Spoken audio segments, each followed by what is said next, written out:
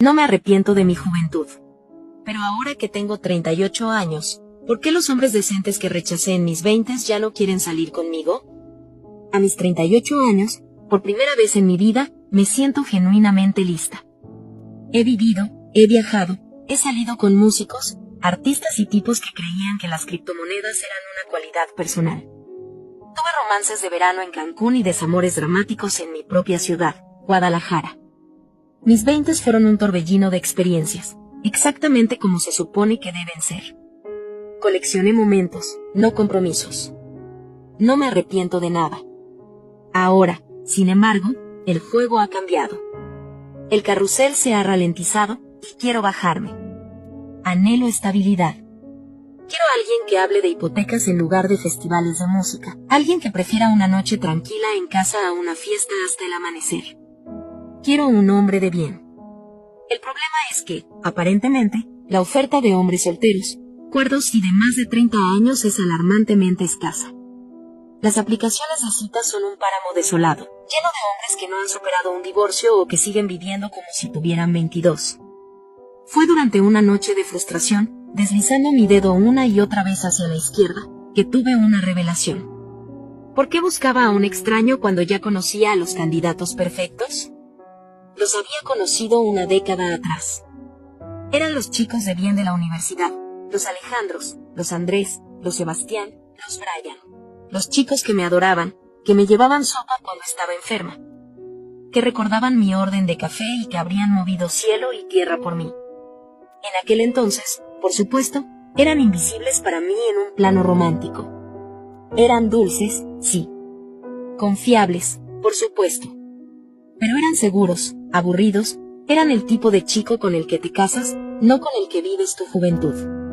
Rechazarlos fue un acto de autopreservación, una forma de proteger mi libertad y mi derecho a la aventura. Siempre asumí, en algún rincón de mi mente, que estarían ahí como una póliza de seguro emocional.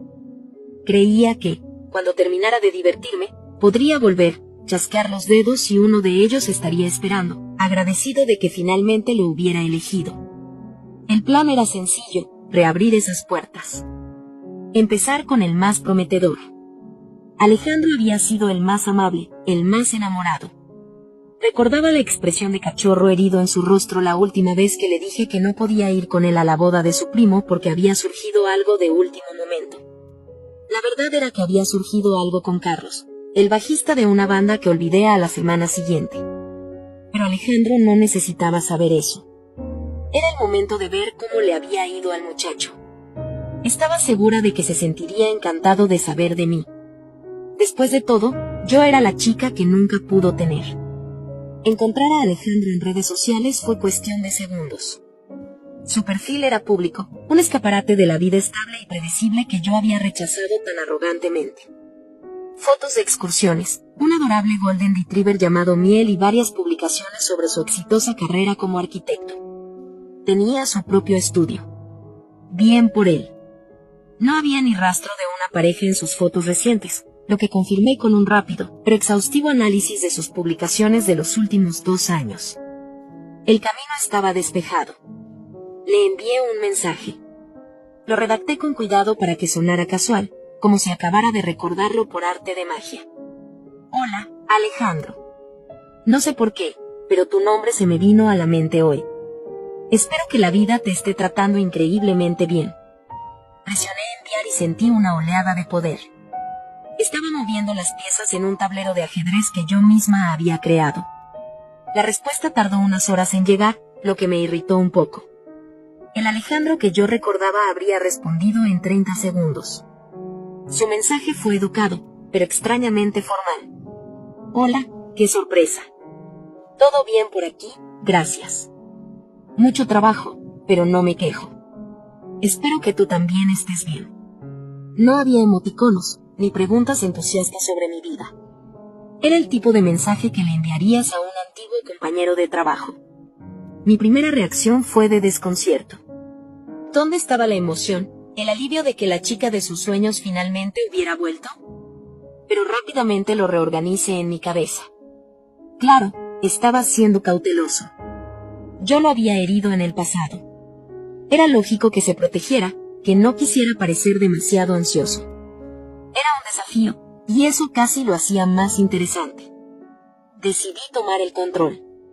Le respondí con más calidez, ignorando su tono distante. Me alegro mucho de oír eso. Te lo mereces. Oye, sé que es de la nada, pero me encantaría que nos pusiéramos al día con un café si tienes tiempo. Sin compromisos, solo para recordar viejos tiempos.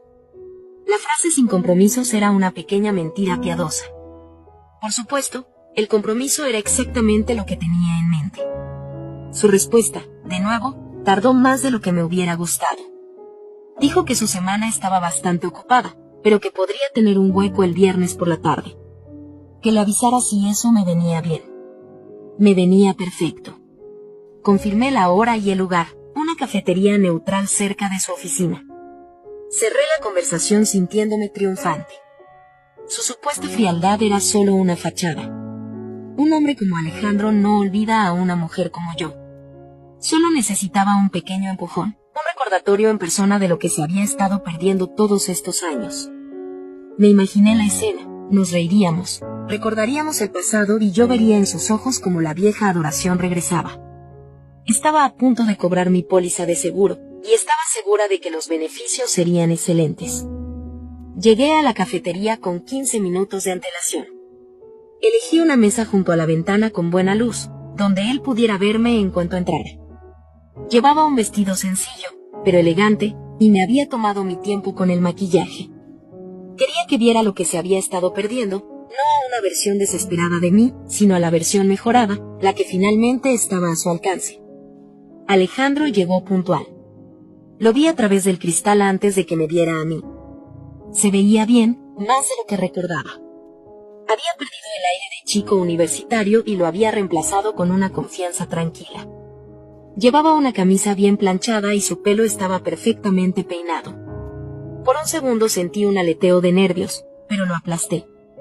Seguía siendo Alejandro, el chico que una vez escribió un poema terrible sobre mis ojos.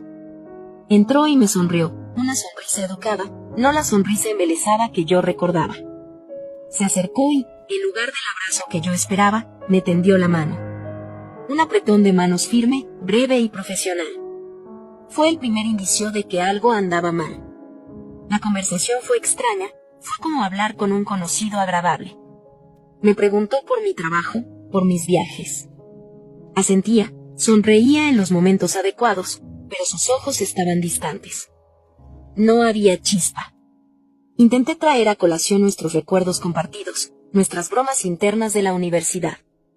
Él se reía cortésmente y decía, sí, parece que fue hace toda una vida. Parecía que fue hace toda una vida. La frase era como un muro de cristal entre nosotros. Yo estaba de un lado intentando reavivar algo y él estaba del otro, observándome con una curiosidad amable, pero desapegada. Habló de su trabajo con pasión, de los edificios que diseñaba, de la satisfacción de crear algo duradero. Habló de su perro Miel, con un afecto genuino que nunca le vi expresar por nada que no fuera yo. Parecía contento, centrado, completo. No parecía un hombre al que le faltara algo o alguien. Después de 20 minutos de charla superficial, decidí que era suficiente. Tenía que tomar las riendas. Apoyé los codos en la mesa, me incliné un poco hacia adelante y le puse mi sonrisa más cálida. Le dije, ¿sabes, Alejandro? Es muy bueno verte. He estado pensando mucho últimamente sobre lo que es importante. A veces te pasas años persiguiendo fuegos artificiales solo para darte cuenta de que lo que realmente quieres es una fogata cálida y constante. Era una metáfora perfecta, clara, directa, poética. Le estaba abriendo la puerta de par en par. Le estaba diciendo, yo era los fuegos artificiales. Ahora quiero ser tu fogata. Él me miró y su sonrisa educada se desvaneció, reemplazada por una expresión más seria. Asintió lentamente. Dijo, entiendo lo que quieres decir, y me alegro de que hayas llegado a ese punto. De verdad. Hubo una pausa. Esperé a que continuara, a que dijera que él era esa fogata que me había estado esperando. Pero en lugar de eso, tomó un sorbo de su café y dijo, mira, voy a ser honesto contigo porque te aprecio como a una persona de mi pasado. Fue muy agradable ponernos al día, pero no estoy interesado en nada más. La persona que era en la universidad, el chico que estaba enamorado de ti, ya no existe. Crecí y te deseo sinceramente que encuentres lo que buscas. El mundo se inclinó sobre su eje. La confianza que había sentido se evaporó, reemplazada por un frío glacial. No estaba siendo cauteloso, no estaba asustado, me estaba rechazando. A mí, a la persona que un día habría caminado sobre carbones ardiendo por mí, ahora me decía con la calma de un extraño que no estaba interesado. Balbuceé algo intentando salvar las apariencias. Le dije que, por supuesto, solo quería ser amiga, pero la humillación era un sabor amargo en mi boca. Él miró su reloj, dijo que tenía que volver a una reunión, pagó los 2 cafés en la barra y, con un educado que te vaya bien, se fue. Me quedé sola en la mesa mirando su taza vacía, y el desconcierto se convirtió en ira. ¿Cómo se atrevía? ¿Cómo se atrevía a crecer y a seguir adelante? Después de toda la energía emocional que yo le había permitido invertir en mí, simplemente lo descartaba todo. No era justo. Era una traición a todo lo que habíamos sido. Él no había cambiado. Estaba roto. Claramente, yo lo había herido tanto en el pasado que ahora era incapaz de aceptar la felicidad. Y de alguna manera, eso también era mi culpa. Me fui de la cafetería con las mejillas ardiendo de humillación. Pero a medida que caminaba, la humillación se transformó en una ira fría y lógica. ¿Quién se creía que era Alejandro? Rechazarme a mí después de años de suspirar en silencio era una insolencia, una falta de respeto. Claramente, yo lo había herido tanto en el pasado que ahora estaba dañado, incapaz de reconocer una buena oportunidad cuando la tenía delante. Su rechazo no era un reflejo de mi valor, era un síntoma de su propio trauma no resuelto. Él era el problema, no yo. Llegué a casa y me serví una copa de vino. Necesitaba probar mi teoría. Alejandro era un caso aislado, un hombre resentido que prefería aferrarse a su dolor antes que perdonar y ser feliz. Pero no todos podían ser así. Había otros en mi lista. El siguiente era Javier. Javier había sido el más intelectual del grupo, siempre con un libro en la mano, siempre dispuesto a debatir sobre filosofía a las 3 de la mañana. Me había dicho una vez, medio en broma, que yo era su musa caótica. Era un romántico empedernido. Seguramente él no se habría vuelto tan cínico y aburrido. Busqué a Javier. Su perfil era un poco más privado, pero teníamos amigos en común. Las fotos que pude ver eran una postal de la vida suburbana, una casa bonita, un perro diferente al de Alejandro y una mujer sonriente a su lado, una esposa. Y en una foto de hace unos 6 meses, un bebé. Mi primer instinto fue cerrar la página. Pero luego pensé, ¿y qué? Un matrimonio no significa que sea feliz. Tal vez se había conformado.